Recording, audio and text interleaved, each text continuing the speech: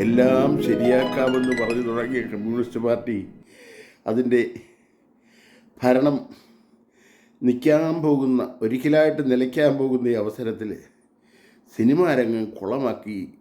ഇനിയും കർത്താവ് വീണ്ടും രക്ഷകനായിട്ട് തിരിച്ചു വന്നാൽ പോലും മോഹൻലാലിനെയും അതുപോലെയൊക്കെയുള്ളതിൻ്റെ ടോപ്പിലുള്ള ആളുകളെയൊക്കെ എങ്ങനെ രക്ഷിക്കും, മുഖം മിനുക്കും എന്നൊക്കെയുള്ള ഒരു ഒരു കണ്ടറിയിൽ തന്നെ ആയിരിക്കണം.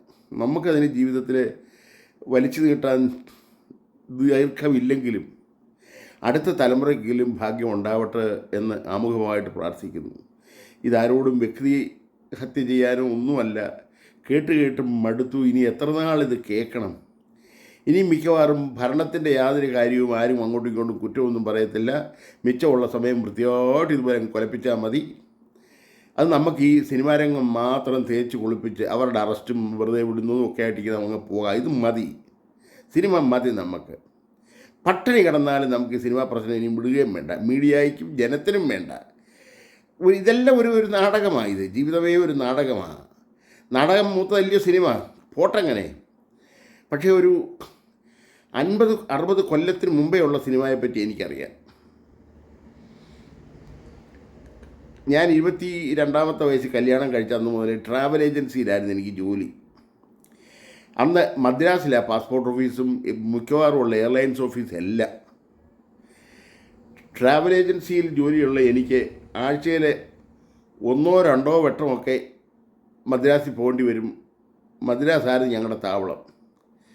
സാമീസ് ലോഡ്ജ് എന്നും പറഞ്ഞ് മൗണ്ട് റോഡിൽ സ്പെൻസേഴ്സിൻ്റെ നേരെ ഓപ്പോസിറ്റിൽ ഒരു ലോഡ്ജുണ്ട്. അവിടാണ് ഈ സിനിമയിലെ ഒരുമാതിരിപ്പെട്ട തലമൂത്ത നായികനായന്മാരെല്ലാം വന്ന് പൊറുക്കുന്നത്. എനിക്ക് ഈ സിനിമാ പ്രേമം കാരണം ഞാനും അവിടെ പോയി സ്വാമിയോടൊരു മുറി സ്ഥിരമായിട്ട് ഒപ്പിച്ചു.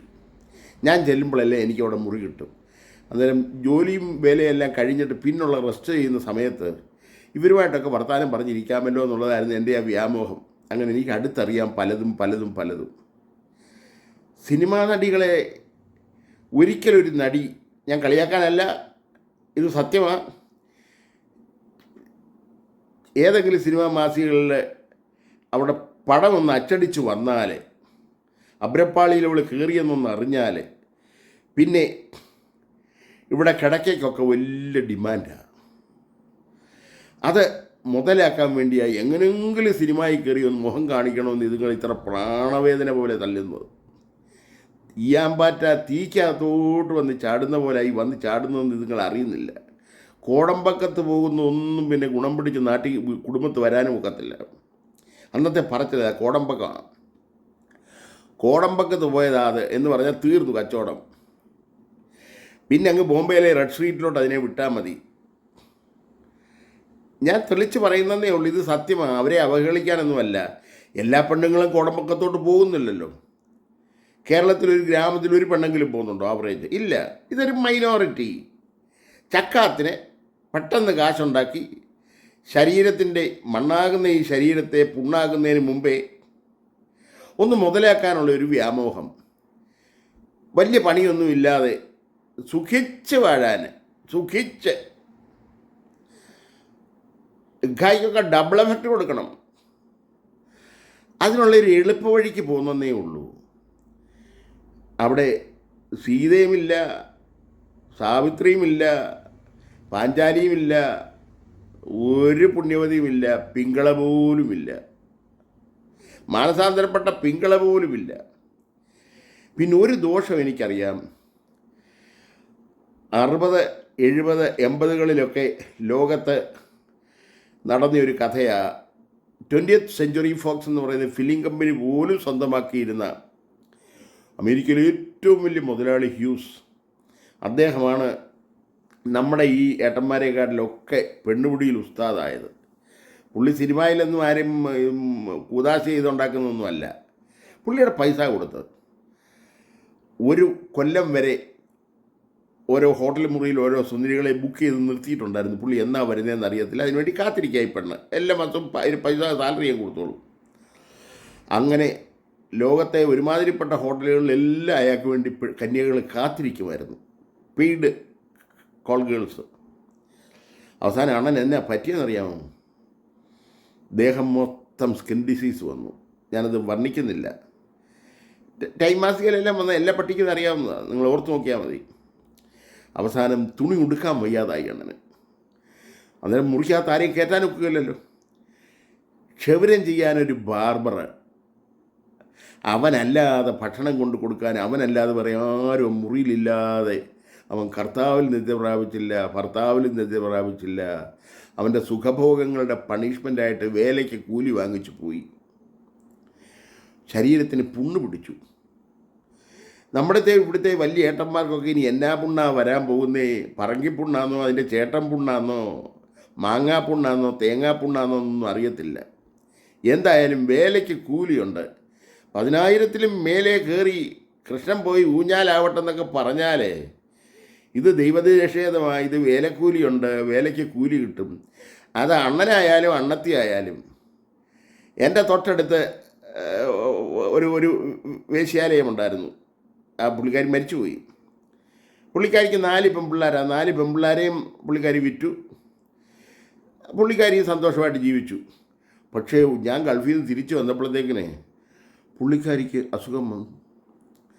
ആർക്കും തിരിഞ്ഞു നോക്കാൻ വയ്യാത്ത കണ്ടീഷനായി യാത്രയായി.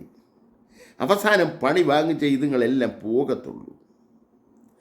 ഈ യൗവനത്തിൻ്റെ മെനകേടിന് വേണ്ടിയിട്ട് ജീവിതത്തിൻ്റെ അർത്ഥമറിയാതെ, യാതൊരു ആത്മീയതയുമില്ലാതെ സർവ്വലോകവും നേടിയാലും നിൻ്റെ ആത്മാവിനെ നഷ്ടപ്പെട്ടാൽ എന്നുള്ള ക്രിസ്തുവിൻ്റെ പ്രയോഗം പോലും കേട്ടിട്ടില്ലാത്ത, ഞാൻ ശരീരമാണ്, യുവത്വമുള്ള ശരീരമാണ് എനിക്ക് നിത്യമായിട്ടുള്ളത് എന്നൊക്കെയുള്ള വിഡ്ഢി സങ്കല്പത്തിൽ കുറേ കൂത്താട്ടം കളിക്കാമെന്നുള്ളതല്ലാതെ ഇതുകൊണ്ടൊന്നും യാതൊരു നേട്ടവും വ്യക്തിക്കുമില്ല.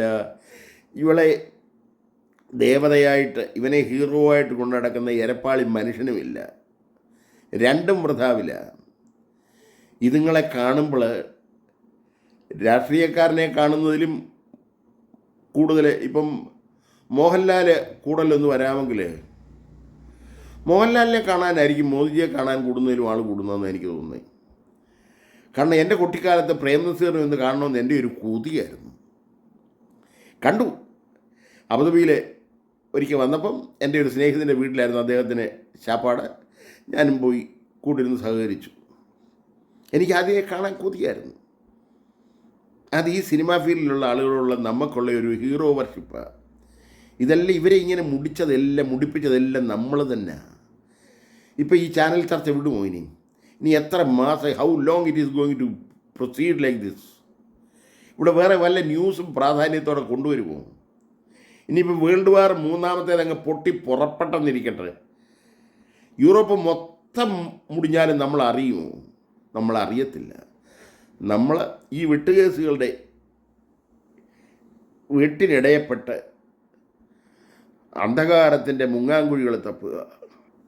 കർത്താവിൻ്റെ മണവാട്ടിയാക്കാമെന്നും പറഞ്ഞ് അതിൻ്റെ വിശുദ്ധ കുപ്പായം ഇട്ടാൽ പിന്നെ മെൻസസ് പോലും ഉണ്ടാവത്തില്ല പിള്ളേർക്കെന്നും പറഞ്ഞ് 14കാരി പിള്ളേരെയൊക്കെ മോഹിപ്പിച്ച് കൂതാശ ആണെന്നും പറഞ്ഞിട്ട് ലോഹയിട്ട് പിന്നെ ബലാത്സംഗത്തിന് ചെല്ലുമ്പോൾ അവളെ സഹി കെട്ടിട്ട് കിണറ്റിച്ചാടുന്ന, അങ്ങനെ മരിക്കുന്ന, ആത്മഹത്യ ചെയ്യുന്ന, എതിർക്കുന്നവരെ ഭ്രാന്തി പിടിപ്പിക്കുന്ന, ഷോക്ക് കൊടുത്ത് ഭ്രാന്ത് പിടിപ്പിക്കുന്ന, ഗുളിക കൊടുത്ത് മൗനികളാക്കുന്ന ക്രൂരമായ സഭയുടെ വിനോദത്തിന് അകപ്പെട്ട കർത്താവിൻ്റെ മണവാട്ടികളെക്കാട്ടിലും വേറെ ലക്ഷ്യം വെച്ചാൽ ഇതുങ്ങളെല്ലാം ഈയാമ്പാറ്റകളുടെ കൂട്ട്, തീ കണ്ടാൽ ഓടുന്ന ഈയാമ്പാറ്റകളുടെ കൂട്ട് ഓടി സിനിമാ ഫീൽഡിൽ വന്നതും കോടമ്പക്കത്ത് പണ്ട് പോയതും എല്ലാം ചലച്ചിത്ര മാസികകളിൽ പടം ഒന്ന് അച്ചടിച്ച് കിട്ടിയാൽ മതി. പിന്നെ റേറ്റ് അങ്ങ് കൂടും. 500 കോക്കണ്ടിയൊക്കെ 50,000 കൊടുക്കുമെന്ന്, 5,000 കൊടുക്കേണ്ടിയൊക്കെ 5 ലക്ഷം കൊടുക്കുമെന്ന്. കൊടുക്കാൻ ആളുണ്ട്, കാശുണ്ട്, കള്ളപ്പണമുണ്ട്. ഇതെങ്ങനെ ചിലവാക്കണം? മദ്യത്തിന് ഒരുപാട് കാശ് ചിലവാക്കാൻ ഒക്കത്തില്ല. ഇപ്പം ബ്ലൂ ലേബലായാലും ഗോൾഡ് ലേബലായാലും എന്നാ ലേബലായാലും അതിനൊക്കെ ക്ലിപ്പ് വിലയുണ്ടല്ലോ. ക്ലിപ്പ് വില ഇല്ലാത്ത മോഹവിലയുള്ള ഇതിന് മാത്രമേ ഉള്ളൂ, ഈ വെട്ടുകേസിന് മാത്രമേ ഉള്ളൂ. ആ മോഹവില കൊടുത്ത് ആസ്വദിച്ചിട്ട് ഈ കൊള്ളപ്പണം കുറച്ചെങ്കിലും അതിന് കട്ടി കുറച്ച് പോകാനായി പണക്കാരെല്ലാം പിമ്പുകളെ ആശ്രയിക്കുന്നത്. അതുകൊണ്ട് പിമ്പുകളുടെ കക്ഷത്തിലെ മാസികയെ പടം കിട്ടിയാൽ മതി, അതിനുവേണ്ടി ഒരു വെപ്രാളത്തിലാണ് ഇതുങ്ങളെല്ലാം ചെന്ന് പറ്റിയത്. പിന്നെ അവിടെ സുഖം പറ്റി അങ്ങ് നിന്നു ഒരുപാട് പേര്, വയസ്സാവുന്നിടം വരെ നിന്നു. അതുകൊണ്ടാണെന്നില്ല ഇപ്പം പഴയ മുതുക്കികളെ നമ്മൾ ബഹുമാനിക്കുന്ന മുതുക്കികളുടെ അന്നത്തെ ചേഷ്ടകളൊക്കെ അവൾ ആളായിരുന്നപ്പോൾ എങ്ങനെയായിരുന്നു എന്നൊക്കെയുള്ള വർണ്ണന ഇപ്പം വന്നുകൊണ്ടിരിക്കുന്നത്. എനിക്ക് സങ്കടം തോന്നി. ഞാൻ ആരാധിക്കുന്ന പലരും ഇനി എനിക്ക് വെറുപ്പോടെ അവരെ കാണാനൊക്കെ ഉണ്ട്. അതുകൊണ്ട് ഞാൻ ഇനി നിങ്ങളുടെ പടമേ കാണാൻ പോകുന്നില്ല. എനിക്ക് സങ്കടമായി ഇതൊക്കെ കാണുന്നത്. ഞാൻ ഇന്നലെ ആരാധിച്ചിരുന്ന ആളുകൾ, പുലിമുഖൻ മുരുകനായാലും ഏതവനായാലും ഇനി എനിക്ക് സിനിമയെ വേണ്ട. നല്ല പെർഫോമൻസ് ആയിരുന്നു, നല്ല കലാകാരന്മാരായിരുന്നു.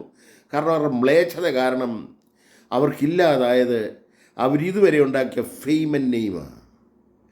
ഈ ഊരിക്കൂട്ടിയ സമ്പാദ്യമുണ്ടല്ലോ, അതിപ്പം ഇവിടുത്തെ പ്രസ്ഥാനങ്ങൾ ഇവരെ രക്ഷിക്കാമെന്ന് പറഞ്ഞ് പകുതിയിലേറെ അടിച്ചു മാറ്റും. മിടുക്കന്മാരായ രാഷ്ട്രീയക്കാർ അവരടിച്ചു മാറ്റും. ഞാൻ രക്ഷിക്കാം, കേസ് നമ്മൾ നിയമം അങ്ങനെ ഉണ്ടാക്കാം, ഇങ്ങനെ ഉണ്ടാക്കാം. ഞാൻ കൂടുതലൊന്നും പറയുന്നില്ല. അങ്ങനെ ആകുമ്പോൾ കോടതി അലക്ഷ്യമൊക്കെ ആകും. അതൊന്നും വേണ്ട.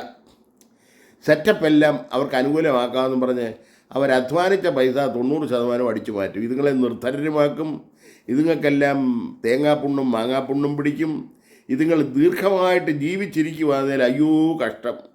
ഇടയ്ക്ക് വല്ല കാർ ആക്സിഡൻറ്റോ പ്ലെയിൻ ആക്സിഡൻറ്റോ വന്ന് ഇതൊക്കെ തട്ടിപ്പോയാൽ ഭാഗ്യമുള്ളത്. പെട്ടെന്നുള്ള മരണത്തിൽ നിന്ന് ഞങ്ങളെ രക്ഷിച്ചു കൊള്ളണമേ എന്ന് അച്ചായം പ്രാർത്ഥിക്കുന്നേ, നല്ല അന്ത്യത്തിനെ ഞങ്ങളെ യോഗ്യരാക്കണമേ എന്നുള്ളത് തിരിച്ചിവർ പ്രാർത്ഥിക്കണം. ഈ രണ്ട് കക്ഷിയും ഞങ്ങളെ അങ്ങ് എടുത്തോണേ, ഇനിയും വെച്ച് കിട്ടാൻ കൊള്ളത്തില്ലേ, നാണക്കേടായി. ആളുകളുടെ മുഖത്ത് ഞങ്ങൾക്ക് നോക്കാനൊക്കത്തില്ലേ? ഞങ്ങളുടെ മുഖത്ത് ആരെങ്കിലും നോക്കിയാലോ ഞങ്ങൾക്ക് അവരുടെ കണ്ണിലോട്ട് നോക്കാനൊക്കത്തില്ലേ?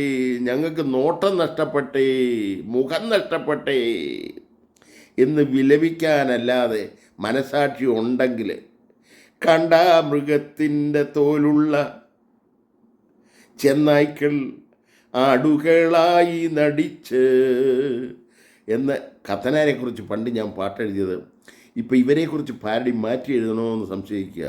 കാണ്ടാമൃഗത്തിൻ്റെ തോല ഇതുങ്ങൾക്ക് രണ്ട് കൂട്ടർക്കും. ഓ, എന്നെ ഒന്നും ചെയ്തിട്ടില്ലെന്ന് പറയുമ്പോൾ പോലും ചെയ്തു എന്നുള്ള ധ്വനി അങ്ങ് ഉണരുക അതിന്ന് ശംഖനാദം പോലെ. എത്ര നാളാ മലയാളിയെ നിങ്ങളിങ്ങനെ കളിപ്പിക്കുന്നേ? മലയാളിക്ക് മനസ്സുമില്ല, മനസ്സാകെ പുണ്ണ് പിടിച്ചോ നിങ്ങളുടെ കൂട്ട്? നിങ്ങളുടെ മനസ്സിനാണ് പുണ്ണ് പിടിച്ചത്, നിങ്ങളുടെ ശരീരത്തിനുണ്ടെ പിടിക്കാനും പോവുക. ഇറ്റ് ഈസ് മൈ പ്രിഡിക്ഷൻ അല്ല, അതാ അതിൻ്റെ ശാസ്ത്രം. അങ്ങനെയാന്നേ ഇങ്ങനെയാന്നൊരു ഇടപാടുണ്ട് കൊച്ചാട്ട ഇച്ചയി. അങ്ങനെയാന്നേ ഇങ്ങനെയാണ്. ഹ്യൂസിൻ്റെ കഥ ഞാൻ പറഞ്ഞാൽ നിങ്ങളെ പേടിപ്പിക്കാനല്ല, നടന്ന കഥയാ, ഞാൻ കണ്ട കഥയാ, ലോകം അറിഞ്ഞ കഥയാ. സിനിമാരംഗം മുടിഞ്ഞെങ്കിലും സിനിമ പാട്ടുരംഗം മുടിഞ്ഞില്ല എന്നുള്ള ഒരു കാര്യം സന്തോഷമാണ്. കാരണം ദാസിയേട്ടനൊക്കെ ഓരോ പാട്ട് കച്ചേരിക്കും പ്രഭചേച്ചിയെ കൊണ്ട് മുന്നേ ഇരുത്തി പ്രഭചേച്ചി സാക്ഷിയായിട്ടേ പുള്ളിക്കാരൻ പാടത്തുള്ളൂ. പ്രഭചേച്ചിയുടെ കണ്ണി നോക്കിയാണ് അണ്ണൻ്റെ പാട്ട് മൊത്തവും. പുള്ളിക്കാരുടെ ചിരിയ അദ്ദേഹത്തിന് ഉന്മാദം പാടാൻ, അടുത്ത പാട്ടെടുക്കാനും എല്ലാം. കണ്ണുകൾ തമ്മിലടയും പാട്ട് നല്ലതാണോ ഇല്ലയോ എന്നുള്ളത് എനിക്കറിയാം. അവരുടെ രണ്ടിൻ്റെയും മനസ്സിൽ ഞാൻ കയറി ഇരിക്കുന്നതുകൊണ്ടാണ് പറയുന്നത്. പ്രഭചേച്ചി അതിനു വേണ്ടി വന്നിരിക്കുക, പ്രോത്സാഹിപ്പിക്കാൻ. പിന്നെ വേറെ കണ്ണുദൃഷ്ടിയൊന്നും കണ്ണുദോഷമൊന്നും പെടുകയും വരുത്. കാരണം ഫീൽഡ് അതല്ലയോ. ദാസേട്ടനെ കൊതിക്കാത്ത പെണ്ണേതാ? പക്ഷേ വേണ്ട, ശുദ്ധനായിട്ട് മരിക്കാനാണ്. എന്നിട്ട് അദ്ദേഹത്തിലും അശുദ്ധി കണ്ടെത്തുന്ന ഒരു സെൽഫി എടുത്തു, മറ്റേതെടുത്തു. ശ്വാസം വിടാനൊക്കത്തില്ല ഈ ഫീൽഡിൽ വന്ന്. പിന്നെ പേരും പെരുമയ്ക്കും അങ്ങനെ ഒരു ദോഷമുണ്ട്. ഇപ്പം സുരേഷ് ഗോപി, ആ മോനെ അർഹിക്കാത്തതൊന്നുമല്ല, ജന്മപുണ്യം കൊണ്ട് കിട്ടിയതാണ് ഈ ബഹുമതികളെല്ലാം. പുള്ളിയുടെ പ്രാണസ്നേഹിതനാണ് മുകേഷ്. കുട്ടിക്കാലം മുതലേ ഒന്നിച്ച് സിനിമാ രംഗത്തെല്ലാം ഇടാ പൊടാ അളിയ എന്നൊക്കെ പറഞ്ഞ് ജീവിച്ചില്ലയോ. അവൻ ഈ കോടാലി വരുമ്പോൾ ഈ കൊച്ചൻ ദുഃഖിക്കും. അത് സഹജമാണ്. Friendship tension അടിച്ചിരിക്കുക. ഇനിയും കുട്ടിക്കാലത്ത് വല്ല വളിപ്പും കാണിച്ച് മറവിതന്നിരുളിലായി ഒളിപ്പിച്ചു ഞാനൻ പാപം, സ്വയം നീതിമാനായി എന്നെ മനം വിധിച്ചു എന്നും പറഞ്ഞിരിക്കുവാന്നേലേ മറവിയുടെ ഇരുൾ മാറ്റിയിട്ട് ഏതെങ്കിലും സത്യം പുറത്ത് ചാടിയാൽ നാണം കേടാവുമല്ലോ എന്നുള്ള വെപ്രാളവും കാണുമായിരിക്കാം. ഞാൻ പറയാൻ ആളല്ല. എന്തായാലും വെപ്രാളത്തിനിടയിൽ ഒരു പെരുമാറ്റം കൊണ്ട് ചാർത്തിയിട്ട് പുള്ളിയെ തേജോവധം ചെയ്യുന്ന കുറേ ചാനൽ സഹാക്കന്മാരോട് അരുത് അരുത് വേല ഇത് പനതര അരുത്, ആരെയും തെള്ളിയിട്ട് ചെയ്തില്ലാതാക്കല്ലേ, ജീവിച്ചു പൊക്കോട്ട്. അസൂയ കൊണ്ടാണ് നിങ്ങൾ ഇപ്പം സുരേഷ് ഗോപിയെ കയറി പിടിക്കുന്നത്. പത്തനാപുരത്തെ മാത്യു സാമുവൽ എന്ന് പറയുന്നത് എൻ്റെ മോനാണ്, എൻ്റെ മോനെ പോലുള്ളവനാ. ഒരു എപ്പിസോഡ് കണ്ടു ഞാൻ. വേണ്ട മോനെ വിട്ടേരെ. ആ മനുഷ്യൻ്റെ ടെൻഷൻ എന്താണെന്ന് എനിക്കറിയത്തില്ല. എനിക്ക് ആ പുള്ളിയെ വ്യക്തമായിട്ട് അറിയാം. ഞാൻ പൈലറ്റിൽ പാട്ടെഴുതാൻ പോയി, അവസാനം അഭിനയിപ്പിച്ചെന്നെ കൊണ്ട് ഞാൻ 1 മാസം അവരുടെ കൂടെ ഉണ്ടായിരുന്നു. അടുത്ത ഇടപെടാനൊക്കെ എനിക്ക് അവസരം കിട്ടി. എനിക്കറിയാം ഒരു നല്ല മോനാണ്. നല്ലതിനെ പന്നലാക്കണ്ട. എന്ത് പ്രയോജനം? നീതിമാനെ ദുഷ്ടനെന്ന് വിളിച്ചാൽ നീ ശപിക്കപ്പെട്ടവനാ, ദുഷ്ടനെ നീതിമാനെന്ന് വിളിച്ചാലും ശപിക്കപ്പെട്ടവനാ. അതുകൊണ്ട് നീതിബോധം, നമ്മുടെ നീതിബോധം വെച്ച് കൂട്ടുകാരനെ വിധിക്കാൻ നീ ആരാ എന്നുള്ള യാക്കോബിൻ്റെ ലേഖനത്തിലെ റൈറ്റിംഗ് ഞാൻ മോനോട് പറഞ്ഞു തരിക. വിധിക്കണ്ട. അഭിനയവും കുലീനത്വമുള്ള പെരുമാറ്റവും കണ്ട തിരിച്ചറിയാനുള്ള നന്മതിന്മകളെക്കുറിച്ചുള്ള അറിവിൻ്റെ വൃക്ഷം, അതാ ജ്ഞാനം. അത് എല്ലാ മീഡിയകൾക്കും സാഹിത്യം വിളമ്പി സമൂഹത്തെ നാറ്റുന്ന എല്ലാ മോന്മാർക്കും ഉണ്ടാകട്ടെ എന്നും ഞാൻ പ്രാർത്ഥിക്കുന്നു. നമ്മുടെ നീതിയാണല്ലോ നമ്മൾ ഈ അരച്ച് കലക്കി ആളുകൾക്ക് കുടിക്കാൻ കൊടുക്കുന്നത്. ഇവരത് ഡൈജസ്റ്റ് ചെയ്യാൻ വേണ്ടിയിട്ടൊന്ന് ചവയ്ക്ക പോലും ചെയ്യാതെ ഇറക്കിയാലേ സമൂഹം ദുരിതത്തിലാവും. അതുകൊണ്ട് വേണ്ട, കൂട്ടുകാരനെ വിധിക്കാൻ നീ ആരാ? അന്നേരത്തെ ടെൻഷൻ കൊണ്ട് ദാസിയേട്ടൻ പറഞ്ഞല്ലോ എൻ്റെ സെൽഫി എടുക്കണേ അങ്ങനെ ഇങ്ങനെ അതൊക്കെ സെൽഫ് റെസ്പെക്റ്റിൻ്റെ ഭാഗം തന്നേ ഉള്ളൂ. പത്രക്കാരൻ്റെ പെരുമാറ്റം പുള്ളിക്ക് ഇഷ്ടപ്പെട്ടില്ല, അതിന് പുള്ളി ഒന്ന് പ്രതികരിച്ചു, അത്രയേ ഉള്ളൂ. അതിന് പുള്ളിയെ ഉടനെ ആ വീണിടത്ത് കിട്ടങ്ങ് ചവിട്ടി കൊല്ലാനൊന്നും ആരും ശ്രമിക്കേണ്ട കാര്യമൊന്നുമില്ല. പുള്ളി കുറ്റമൊന്നും ചെയ്തിട്ടില്ല, ചെയ്യത്തുമില്ല. അമ്മന് ചെയ്യാനൊക്കത്തില്ല. കാരണം ആർത്തിപ്പണ്ടാരമല്ല. ഉണ്ടാക്കിയതുകൂടെ നിനക്കുള്ളതെല്ലാം വിറ്റ് ദരിദ്രന്മാർക്ക് കൊടുക്കുക എന്നുള്ള ക്രിസ്തുവിൻ്റെ എപ്പോഴോ പള്ളിമുറ്റത്ത് കണ്ടെന്ന് കേട്ട ഒരു സ്റ്റൈലും ഉണ്ട് പുള്ളിക്ക്. നിനക്കുള്ളതെല്ലാം വിറ്റ് ദരിദ്രർക്ക് കൊടുക്കുക എന്നുള്ളത്. ആവശ്യക്കാരന് കൊടുക്കുന്നവനാ, നല്ല ശമരിയാക്കാരനാ കൊച്ചന്. കർത്താവ് ഭാവനയെ കണ്ട ആ നല്ല ശമരിയാക്കാരൻ, കുർബാന ചെയ്യുന്നവൻ, കുർബാന ചൊല്ലുന്നതിൻ്റെ കത്തനാരല്ല. അവൻ ചെയ്ത് നമ്മളെല്ലാം ഊഞ്ഞാലാക്കുക. കത്തനാരെ കുർബാന ചൊല്ലാനല്ല. കത്തനാരെ ചെയ്യുവീൻ സുരേഷ് ഗോപിയെ പോൽ. കുർബാന ചൊല്ലാനല്ല, ചെയ്യുവീൻ നിങ്ങളെൻ്റെ ഓർമ്മയ്ക്കായി കാലത്തോളം എന്നേശു വിതുമ്പുന്നു.